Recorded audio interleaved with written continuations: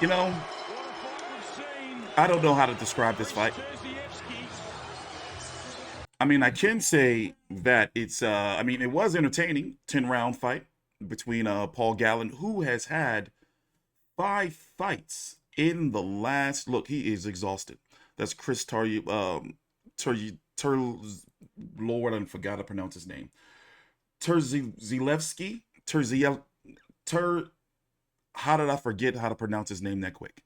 I've been hearing it all night. Anyway, I'm T-Street Controversy with Fight View 360. Paul Gallen, 40-year-old footballer, now turned boxer, has had 5 fights in the last 16 months. 4 fights in the last 12 months. No, 13 months. Maybe that's why he looks so sluggish, and the fact that he's 40 years old. And they've also been hinting at throughout the event tonight that he may be considering retiring. Anyway, I'm T-Street Controversy with Fight View 360. My colleague Big J is going to be on a little bit later on. I do have Terzievski. There you go, Terzievski. Winning. Should be a unanimous decision, but I would not be surprised if he gets robbed. Paul Gallen took a mean uppercut. To be honest, I'm shocked that he ain't even made it to the 10th round, because he was getting, you know, like lit up in there. And he was playing pretty much like this type of fight right here, where he would have to play the pressure fighter, especially in that 12th round where Terzievski, just pretty much there, I got it back again, just decided to pretty much move around and do the old De La Hoya Trinidad there that last round, thinking that he had the fight in the bag. There's the uppercut I was talking about. But I'm not going to say Paul Gallen should hang it up just yet. But I do think that, you know, even for a fighter, you know, of the status that he's fighting 4 pay-per-views, you know, 5 straight pay-per-views from my understanding, that, you know, take a lot of promotion and building up. Maybe he's been a little bit too active, in my personal opinion. But it did, oh, by the way, this tape here was an issue. He was having, Terzievski was having multiple wardrobe malfunctions, from the tape on his gloves to his trunks just pretty much damn near falling off of his ass in round number 10. But I still nonetheless think he did enough to win the fight. Undercard, Nikita Tszyu got a phenomenal knockout. Here, let's turn it up. We don't want to miss the cards being read. Who is the Australian heavyweight champion? Let's see what's going on here. Fighters to the center ring, please. All right, moment of truth. I won't be surprised if Terzievski get robbed. I won't be surprised. I've been here since 5 a.m. covering this card, by the way. Crazy. It's 9 in the morning. Wednesday.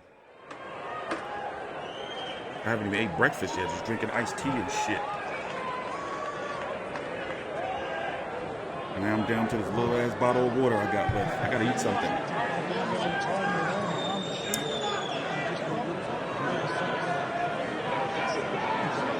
But yeah, you know, still want to see the Sonny Bill fight, but I understand the politics, and it may not happen. And I wonder if Paul is going to retire. But overall, solid. After 10 rounds of action, we go to the judges' scorecards for a decision. William Solis, Shane Stanford, and Michael Hefe all scored this competition 97-92 for your winner by unanimous decision. Fighting out of the red corner, Terzievski. Well, the right man won. And I can agree with those cards a little bit, especially the last 2 rounds. But I'm interested to see what Paul's going to do next. Terzievski got a little bit of skills to him. You know, southpaw heavyweight. Let's listen in. You are now the Australasian and Australian heavyweight champion. Have a look around this atmosphere and what you've done tonight. Just tell us how you feel. Hey, Newcastle, you guys are savage. Woo! That was an amazing crowd to perform in front of. I said it in the build-up. Gal was going to test me at my limits, and that is exactly what he did. What a warrior, man. Whew, I'm still stuffed. But I just had to be disciplined. You know, I watched people fight on the weekend. Some might say he's boring. for the first 7 rounds, I thought it was entertaining as. I looked like a heavyweight Usyk in there. I was cutting angles, popping a good jab, but just his constant pressure. We had 4 weeks to prepare for this fight, so I'm even proud of myself for having my legs to carry me for 10 rounds. It was awesome. You did beautifully early on. You boxed outstandingly, but you did hit a wall. Where did you have to go to get through this fight? You know, that was something we emphasised on. You know, I had a breathing coach for this fight, Dave Wood, absolutely exceptional, and you had to go to some deep, dark places to get it over the line for that fight. So I'm super proud of myself for did. You know, experiences like that only make you better, and I'll come back better for sure. You've proved one thing for sure. There's no quit in you. Yeah, man. Well, that was a big thing we're emphasising in the corner, you know. Maybe if Gal was a bit nicer, it could have been a different result, but he brought the dog out in me, which I'm highly respectful for and grateful for. And I'm rooted. We've got a very exciting heavyweight fight coming up in just a little bit with Justicini Joseph Goodall. I don't know if there's interest in a fight against one of those guys, or if you've got something else in mind.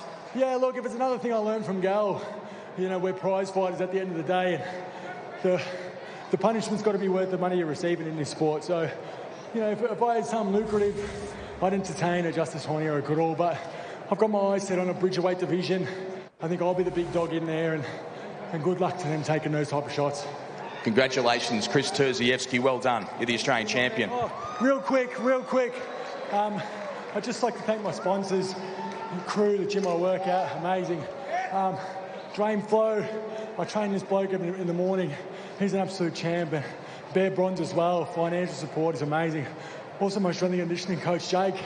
We didn't get a chance to utilise as much of our training in this fight because of the short notice. It was just old school training, hard rounds and road work, but I'm looking to do that, be even stronger in my next fight. And just other people as well. Robin, she does infusions, helps replenish the body. It's amazing, mate. So go-to oxygen. You know, Terry's been a part of my team for so long, and just the guys helping me, you know. My brother, my family, my sister, my mum. I love my mum so much. My aunties, you know, Lucas and Camille. Ray Giles is... Okay, bro. Giving a sorry, man, I'm gibbering. But, thanks to you. It's a big night. No, none of that. Thank you very much. Congratulations. Sorry. And hey, how could I forget No Limit, you know? The boys, Georgie, what an absolute champion. Trent's my little homie. And Matt, I think Matt will warm up to me in the future as well. So I appreciate you guys a lot. Cheers. Well done. Chris Terzievski, the Australian champion. Paul Gallen, another tough night. But you would have dared to dream late in that fight. It looked like he was hitting a wall and you had your chance. Yeah, I did, you know, but I felt a little bit tired in the middle rounds. And Paul, I'm so sorry, mate. My beautiful fiancée, I've done it again. I married her 4 weeks before we fought, mate. I've been celebrating. So thank you to her. She's helped this whole camp. Sorry, ladies, I'm taken. Paul, thank you, mate. You're an absolute champion, mate. Toughest bloke I've ever hit in my life. Literally the toughest man probably in Australia. He's taking his moment, Chris. So he should, mate. He won fair and square. Always humble in victory and humble in defeat. And I guess, you know, there's an old saying, mate, age is undefeated, and probably caught up with me a little bit. And what can I do? Everyone grows old, don't they? And unfortunately, it happens quick. And Pete Matreski said an old saying to me, in boxing, you don't go old between fights, you go old in between rounds. And 3, 4, 5 there, I felt real heavy and slow and started to dig in the back end, and I thought that was happening. He was always going to be good the early rounds. I tried to dig in the back end, but left it too late, and, you know, he's obviously a good boxer and moved away from me at the back end of that round. Well, with that in mind, you saying that you started to feel old in there tonight, what does that mean? What do you do from here? Yeah, I don't know. I really don't know. I'm just going to take this time. I'm not going to make any decisions now, obviously, but I just felt in between those rounds, I couldn't go like I normally go, and you know, that's the way it is, mate. It's life, isn't it? I can't control it. It's life. It's what happens to everyone. And now I was happy. Look, I got in here. I trained really well. I need to apologise to my sparring partners, Jackson Murray and Liam from Bondi Boxing. I did spar really well against them. And if Chris wants to fight next, I think he should fight Jackson Murray. That'd be a fair fight. 2 southpaws against each other. So maybe Big Jacko can jump in and get the victory for me. We'd love to see that. That's a fantastic fight. Just a word on the night. The other Australian boxers we saw tonight, obviously you're not the result you wanted, but you must be proud to be on top of a show like this.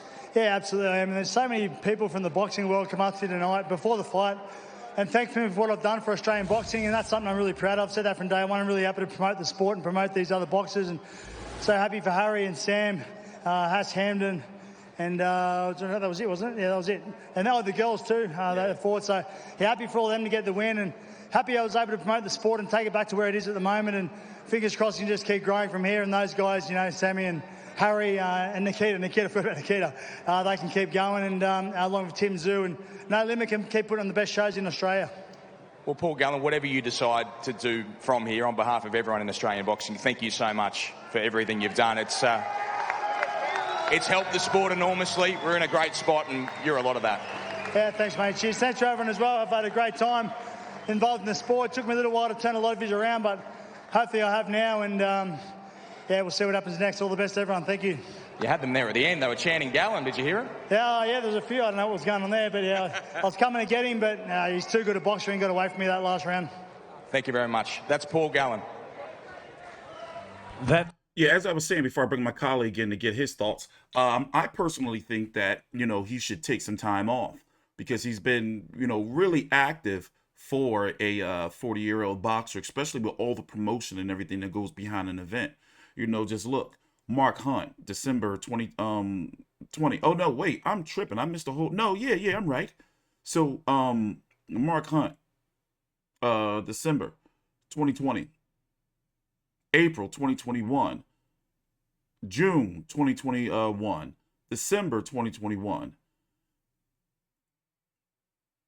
So far, only one fight in 2022, and I think that maybe, you know, come back December, January or so this year, depending. You know, but let me bring my colleague in. Take your time out. Like the video, subscribe. Let's see what he has to say. These guys are as green as fucking grass. Yeah. I thought it was a terrible fight. I thought that Chris Terzievski, what's his name? Terzievski or whatever his fucking name is. Terzievski.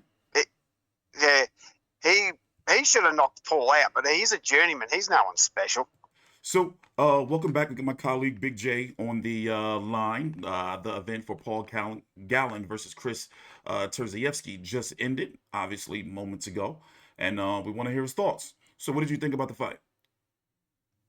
The actual Paul Gallen Terzievski fight, I thought it was terrible. I mean, a 40-year-old burnt-out ex-football player who's had 5 fights in the last, 16 months against a nothing journeyman who, if he came up against any decent heavyweight, would get probably knocked out in 6 rounds. Mm-hmm.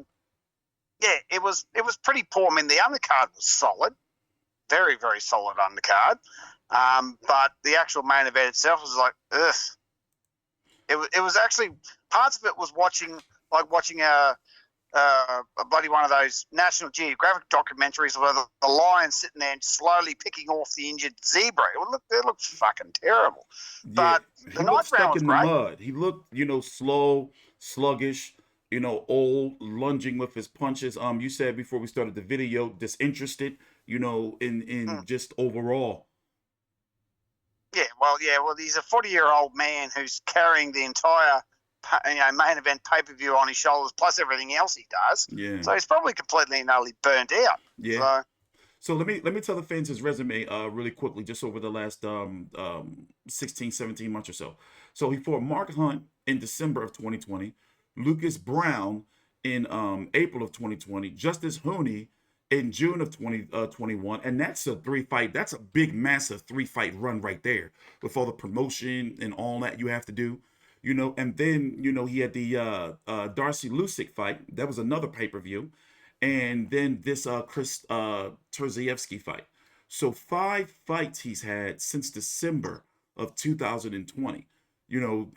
Like that's a unheard of resume, or activity level for a fighter that's headlining pay-per-view platforms.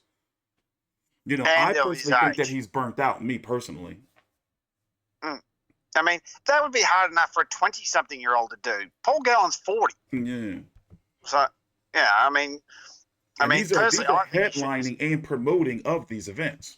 Of course, he's talked about before, that he has a part in putting together these cards. In association with No Limit Boxing, of course, the lead promoter of the event. But nonetheless, these are Paul Gallen events. That's true. But the problem is, and as I said to you before we started recording, main event and No Limit doesn't have anyone else to replace him to justify a $60 price tag. Not that they could justify a $60 price tag in the first place. Yeah. But Tim's overseas, and his brother and Harry Garside are as green as grass. So there's no one. Yeah, they can't carry no pay-per-view yet. There's still Fox over there. No, exactly. There's no one that can carry a pay-per-view, and everyone that can is either with another promotion, Matchroom, Top Rank, Lou DiBella, or is green as shit. Yeah. So, yeah, I mean, what did you think of Terzievski performance? Did he do better than you thought he would, or what was your prediction going into the fight? I thought Gallen would have knocked him the fuck out, but to his credit, he didn't. But then again, I mean, I don't think it was a good performance by Terzievski because beating a 40-year-old man, ex-football player, going the distance, he should have knocked him out, and he had plenty of opportunity to do it. Yeah. So, I mean, you can't go jumping up and down saying, I beat Paul Gallen. People will go, well, so? Shouldn't you should have beat him? You're almost 10 years younger and you're an actual boxer. This guy's a retired football player.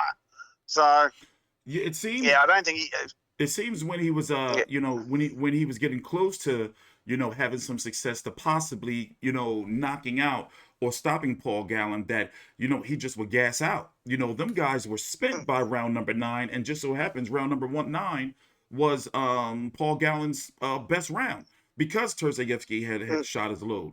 And then, of course, the malfunctions with his trunks damn near falling off and the tape. I was fine with the ref letting the fight go because it was deep in the action, and Paul Gallen could have possibly got a knockout. But I do believe that he should have gave a hard warning earlier in the fight about the tape to the corner of Terzievski, before deducting a point. Because it just got ridiculous, at the end of the fight.